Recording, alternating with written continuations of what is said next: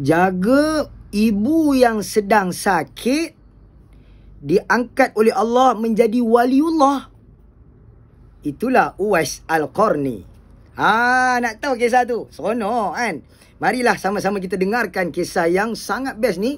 Dan sebelum itu, boleh tak tuan-tuan dan perempuan minta tolong tekan like untuk tandanya tuan-tuan suka apa yang saya ceritakan, sirah Nabi Muhammad SAW, dan juga cinta akannya ilmu, dan juga cinta akannya perjuangan Rasulullah dan sahabat, cinta akannya motivasi pada rahmati Allah.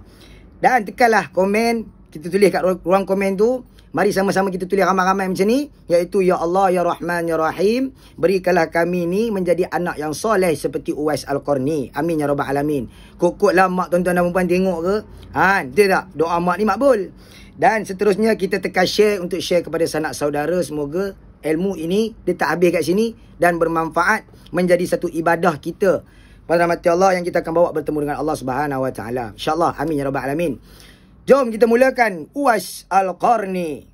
Nama iaitu daripada Yaman, tuan-tuan dan puan rahmati Allah. Seorang pemuda daripada Yaman yang diceritakan dalam riwayat iaitu sangat handsome. Dan dia ni ada satu penyakit kulit pada rahmati Allah. Badan dia penuhi dengan penyakit kulit iaitu penyakit keputihan, tuan-tuan dan puan. Saya ambil semua ni daripada riwayat Rawaul Muslim dan ada sikit daripada kitab Imam An-Nawawi pada rahmati Allah kan. Lalu tuan-tuan dan puan rahmati Allah, Uwais Al-Qarni ni dia hidup pada zaman baginda Nabi Muhammad sallallahu alaihi wasallam. Okey, pada zaman tersebut, pada hari tersebut masuklah pada musim haji. Dan dapatlah kabar berita sampailah ke Yaman mengatakan Rasulullah sallallahu alaihi wasallam ada di Mekah untuk menunaikan haji. Lalu semua orang-orang Yaman bergegas pergi ke Mekah untuk bertemu dengan Rasulullah dan untuk menunaikan haji bersama Rasulullah sallallahu alaihi wasallam. Bila kita duduk bersama Rasulullah akan digelar sebagai sahabat radhiyallahu an. Tuan-tuan dan puan dirahmati Allah. Tapi kalau tak dapat jumpa Rasulullah, dia tak gelar sahabat lah tuan-tuan dan puan, kan? Lalu tuan-tuan dan puan dirahmati Allah, Uwais Al-Qarni ni dia teringin nak pergi, kan? Semua nama pergi pada rahmati Allah. Tapi dia melihat wajah ibu dia. Ketika itu ibu dia dalam keadaan sakit, tuan-tuan dan perempuan. Tak dapat nak berjalan dengan sempurna, kan? Tak dapat nak buat satu benda dengan sempurna pada rahmati Allah. Tak buat dengan sendiri, tuan-tuan dan perempuan. Lalu dia boleh je minta, tapi pastinya confirm mak dia akan bagi untuk dia pergi sana. Sebab Uwais Al-Qarni ni dengan keluarga dia adalah orang yang hebat dalam ibadah.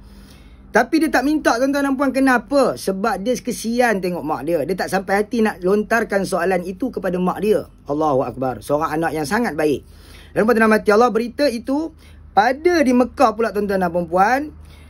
Rasulullah sallallahu alaihi wasallam pesan kepada sahabatnya iaitu Umar bin Al-Khattab dan Abu Bakar radhiyallahu anhu, dan ada sahabat-sahabat yang lain. Pesan Rasulullah iaitu inna khairat tabi'in rajulun yaqul lahu Uwaisun walahu walidatun wa kana bihi bayadun famuruhu falyastaghfir lakum. Rawaul Muslim. Sabda Rasulullah sallallahu alaihi wasallam, sesungguhnya tabi'in yang terbaik ialah lelaki yang bernama Uwais. Dia memiliki ibu dan daul, dan dia juga ada berpenyakit kulit, tubuhnya ada putih-putih. Suruhlah dia memohon ampun untuk kamu semua. Rahmati Allah. Dengar saja Rasulullah sallallahu alaihi wasallam berkata begitu, dan masa demi masa berlalu sehinggalah kewafatan baginda Nabi Muhammad sallallahu alaihi wasallam. Bila zaman Abu Bakar radhiyallahu anhu pun, bila masuk saja musim haji, Abu Bakar akan bertanya kepada semua daripada orang-orang Yaman, ada Uwais tak? Ada Uwais tak? Uwais tak datang, tuan-tuan dan puan rahmati Allah, kan? Sampailah zaman Abu Bakar pun berlalu. Naiklah Umar bin Al-Khattab menjadi khalifah yang kedua Ar-Rashidin, mentakbir suku dunia, tuan-tuan dan puan rahmati Allah. Umar masuk juga musim haji, tuan-tuan dan puan rahmati Allah. Umar pun mencari Uwais, dan Umar dapat jumpa Uwais di mana pada rahmati Allah?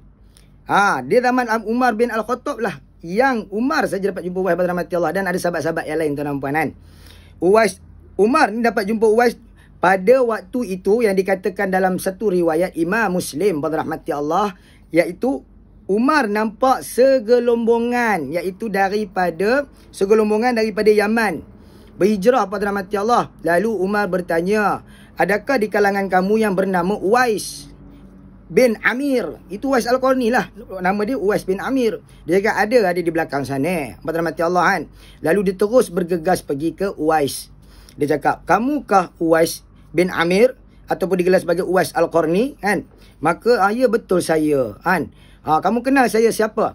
Kamu, siapa tak kenal? Kamu Umar bin Al-Khattab, satu khalifah yang sangat hebat kan? Rahmati Allah. Lalu, dalam mereka bersembang tentang perempuan, sampailah Umar berkata, wahai Uwais, pohonlah keampunan pada Allah Subhanahu Wa Taala untuk diriku. Kan? Uwais terkejut tuan-tuan dan perempuan. Dia cakap sepatutnya soalan tu datang daripada saya, bukan daripada Tuan. Saya yang patut minta keampunan. Minta Tuan doa pada Allah, minta keampunan kepada saya. Sebab Tuan itu adalah radhiyallahu anhu. Kan? Seorang sahabat Nabi Muhammad SAW, bukan sahaja sahabat. Tuan adalah perjuangan Rasulullah SAW. Tuan ada dalam setiap peperangan. Tuan-tuan dan perempuan. Lepas tu pada rahmati Allah, kata Umar, ini aku sampaikan ini kerana aku telah mendengar baginda Nabi Muhammad SAW bersabda, iaitu nanti akan datang kepada kamu seorang yang bernama Uwais bin Amir bersama segerombongan daripada pasukan Yaman, dan dia berasal dari Murad dan dari Quran, dan dia menghidap penyakit kulit kemudian sembuh daripada kecuali 1 dirham. Semua disembuhkan penyakit kulit tersebut dan tinggallah 1 dirham pada rahmati Allah untuk menjadi satu kesan bagi sahabat-sahabat kenal. Tuan-tuan dan puan kan.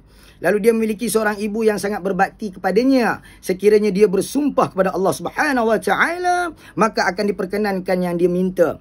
Jika kamu mampu bagi dia kepastian untuk dia minta ampun pada Allah Subhanahu Wa Taala, maka kamu lakukanlah. Dalam hadis ni bagi tahu apa? Kalau kamu boleh pastikan Uwais minta ampun pada Allah Subhanahu Wa Taala untuk kamu, maka kamu buatlah macam mana pun. Rawahul Muslim. Daripada hadis riwayat Muslim 2542.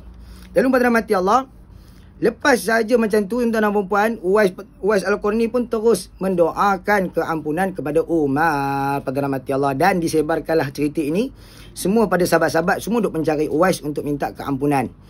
Okey, dia sampai situ pada rahmati Allah. Macam mana Uwais Al-Qarni ni di badan dia dipenuhi dengan penyakit kulit, penyakit putih pada rahmati Allah kan. Dalam riwayat yang lain, tuan-tuan dan puan, kalau ada silap mohon tegurlah tuan-tuan dan puan rahmati Allah, boleh PM saya tuan-tuan dan puan kan, kalau ada silap pada rahmati Allah.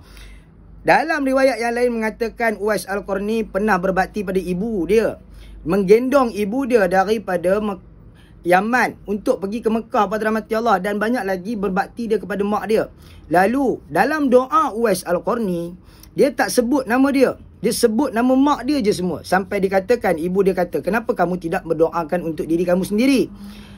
Kenapa kamu mendoakan ibu saja? Keredaan untuk ibu dan segalanya. Kan? Dia cakap apa? Kalau Allah telah reda ibu, maka ibu, aku cukup menanggung keredaanmu, wahai ibu. Cukuplah aku minta pada Allah untuk redamu, ya wahai ibu. Dan maka aku akan tumpang keredaanmu, wahai ibu, pada rahmati Allah kan. Seorang anak yang sangat baik, tuan-tuan dan puan. Moral of the story.